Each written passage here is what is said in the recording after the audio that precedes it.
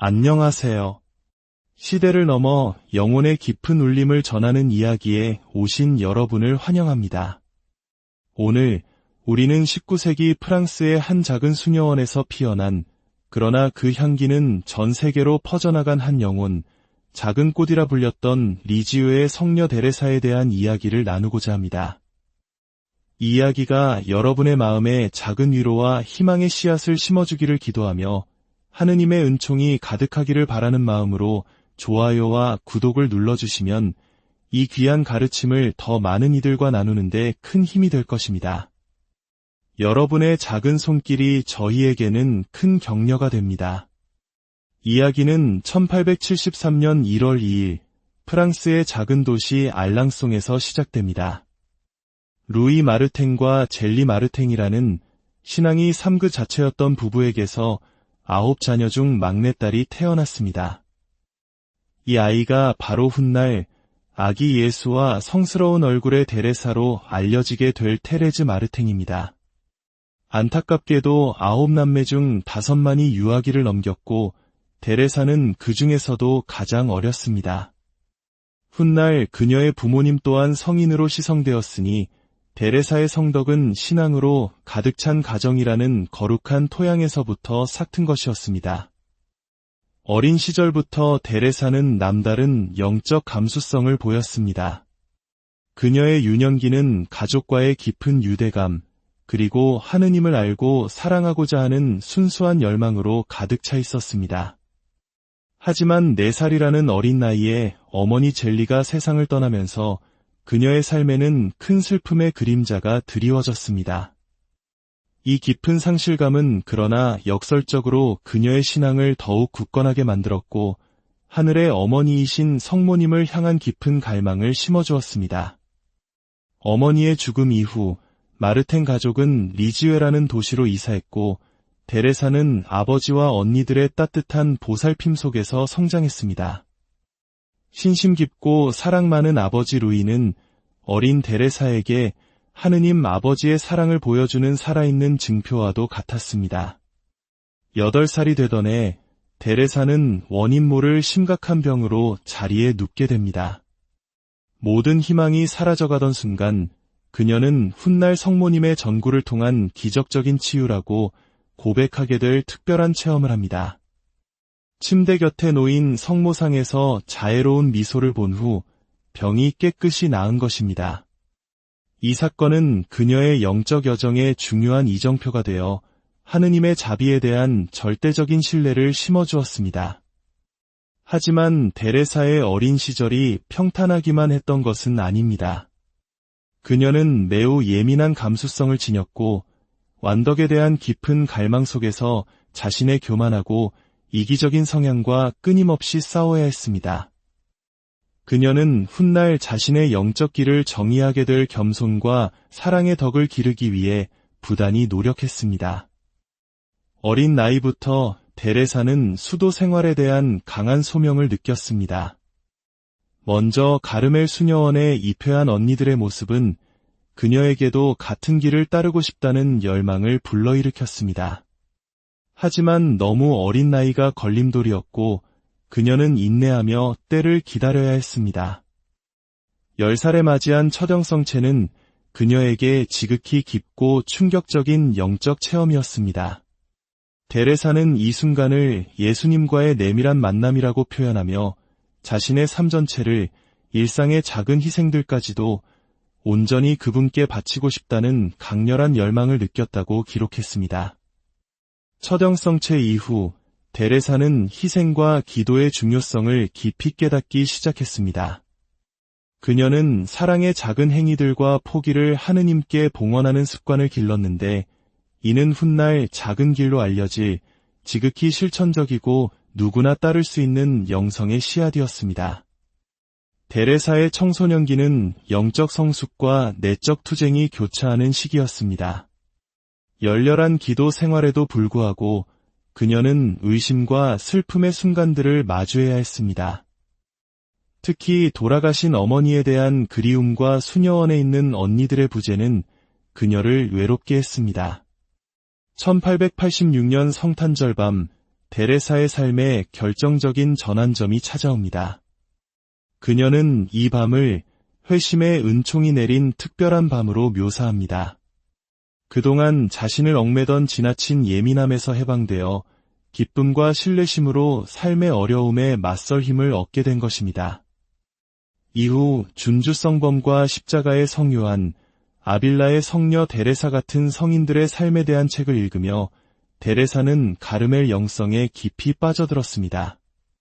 죄인들의 회개를 위해 기도하고 자신의 삶을 봉헌하고자 가르멜 수녀원에 입회하려는 그녀의 열망은 더욱 뜨거워졌습니다.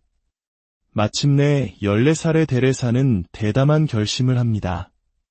로마 순례 중 교황 레오 13세를 아련하는 자리에서 정해진 나이보다 먼저 가르멜 수녀원에 들어갈 수 있도록 허락해달라고 직접 간청한 것입니다. 어린 소녀의 당돌하지만 순수한 열정의 교황은 깊은 감명을 받았고 마침내 바이의 교구의 주교는 입회를 허락했습니다. 1888년 4월 9일 15살의 데레사는 그토록 꿈꾸던 리지우의 가르멜 수녀원 문턱을 넘었습니다. 이날은 일상의 소박함 속에서 거룩함을 추구하는 하느님을 향한 완전한 봉헌의 여정이 시작된 날이었습니다. 수녀원에서 데레사는 아기 예수와 성스러운 얼굴의 데레사라는 수도명을 받았습니다.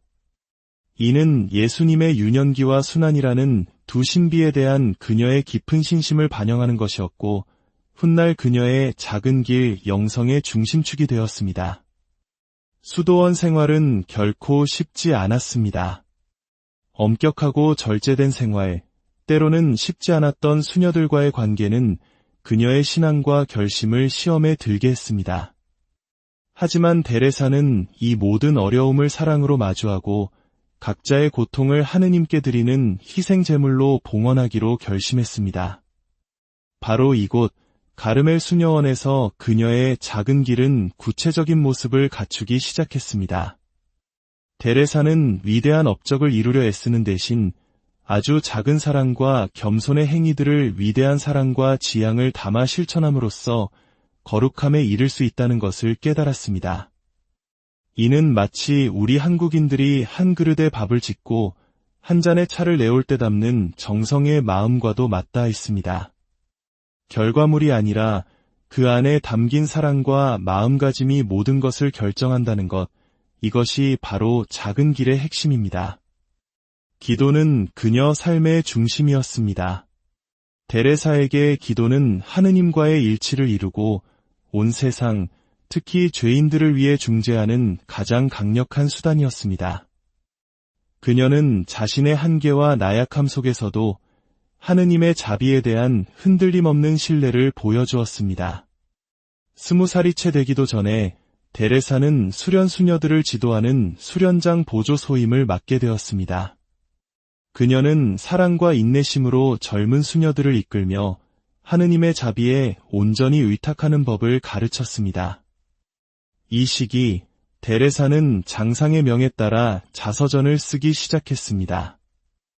훗날 한 영혼의 이야기라는 제목으로 출판된 이 책은 그녀 영성의 깊이와 하느님의 섭리에 대한 절대적인 신뢰를 세상에 드러냈습니다. 이 책은 위대한 사랑으로 행해진 작은 행동들이 어떻게 세상을 변화시키고 우리를 성덕으로 이끌 수 있는지를 보여주는 그녀의 작은 길에 대한 진솔한 고백이었습니다.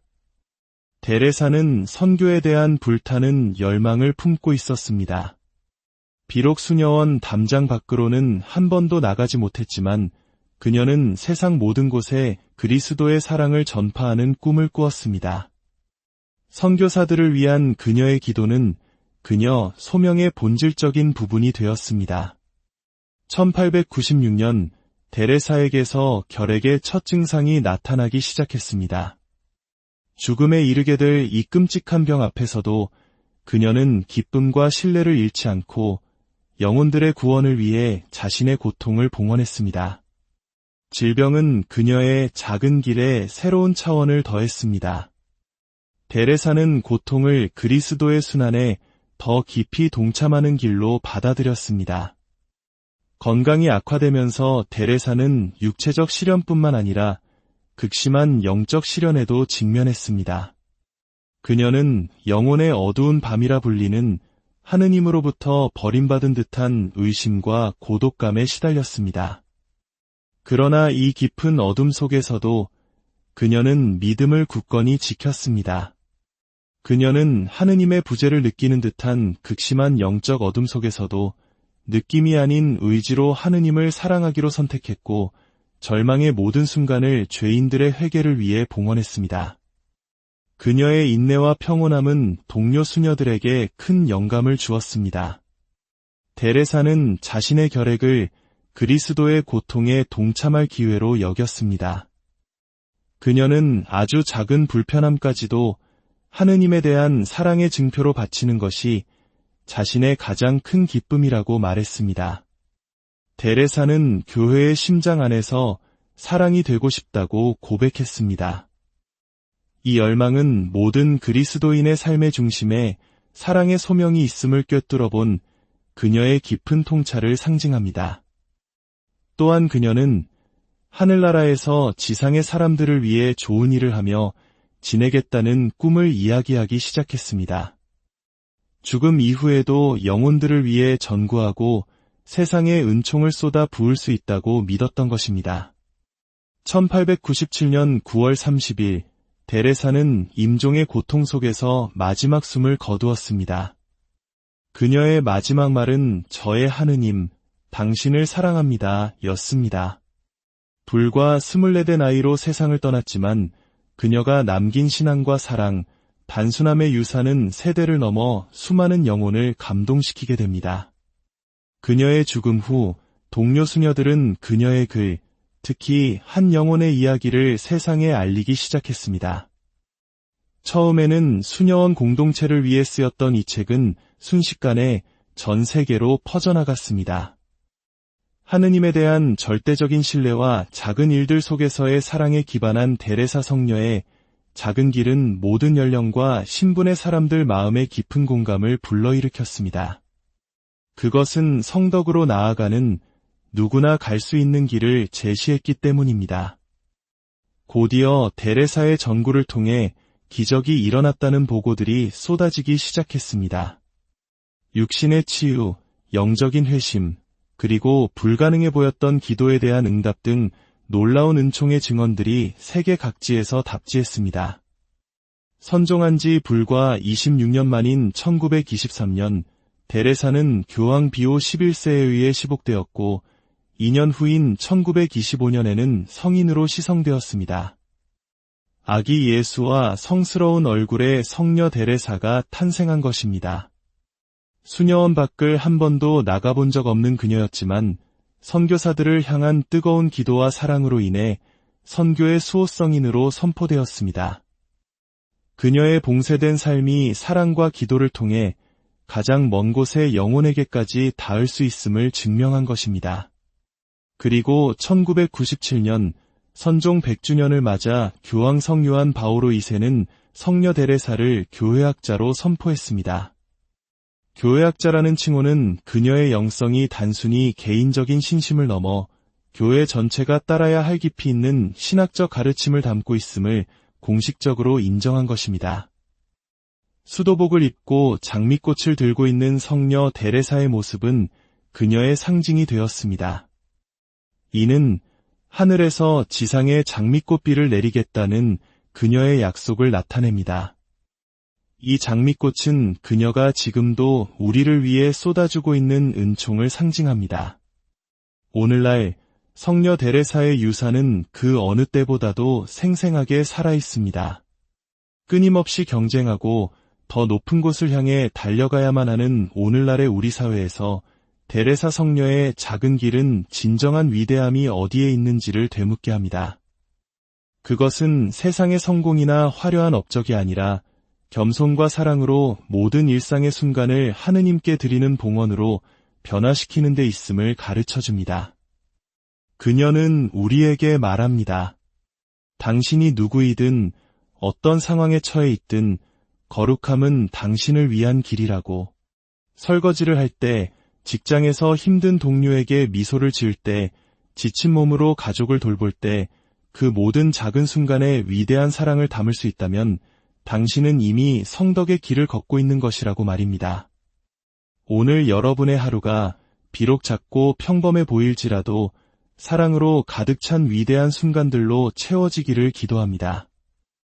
여러분의 삶에 장미꽃 소나기와 같은 하느님의 은총이 가득하기를 빕니다. 다음 이야기에서 다시 뵙겠습니다.